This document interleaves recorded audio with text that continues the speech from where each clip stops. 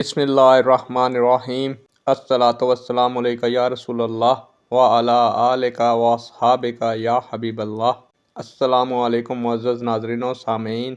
उम्मीद करता हूँ कि आप सब अल्लाह के फ़ज़ल व करम से ठीक हैं और अल्लाह ताला से दुआ करता हूँ कि अल्लाह ताला आप लोगों को खुश व खुर्रम रखे और आप लोगों की तमाम तकालीफ़ परेशानियों को दूर फरमाए।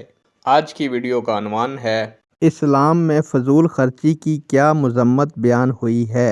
उम्मीद करूँगा कि ये मालूमात आपके इल्म में इजाफ़ा फरमाएगी और आप इस वीडियो को शेयर करेंगे, चैनल को सब्सक्राइब करेंगे ताकि दूसरे लोग भी इस मालूमात से मुस्तफ़ीद हो सकें।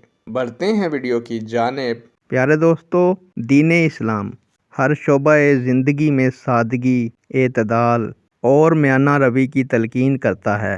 फ़जूल खर्ची, ऐशो इशरत और नमूदो नुमाइश से उसकी शदीद मज़म्मत भी करता है।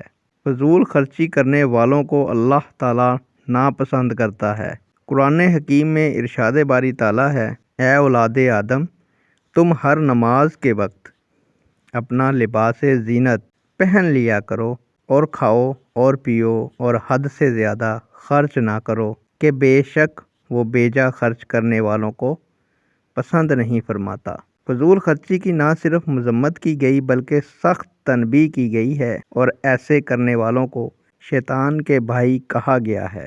प्यारे दोस्तों, दीन इस्लाम हर शोबा ज़िंदगी की तरह माल खर्च करने में भी और म्याना रवी का दर्स देता है। प्यारे दोस्तों, खाने के लिए सोने चांदी के बर्तनों का इस्तेमाल, मर्दों के लिए रेशमी कपड़े, शादी ब्याह के मौका पर ख़वातीन का बेजा असराफ सब फ़जूल खर्ची के ज़िम्रे में आते हैं जो कतन हराम हैं और जिनकी मज़म्मत हमें नबी करीम सल्लल्लाहु अलैहि वसल्लम की मुतअद्दिद अहादीस मुबारका से भी मिलती है।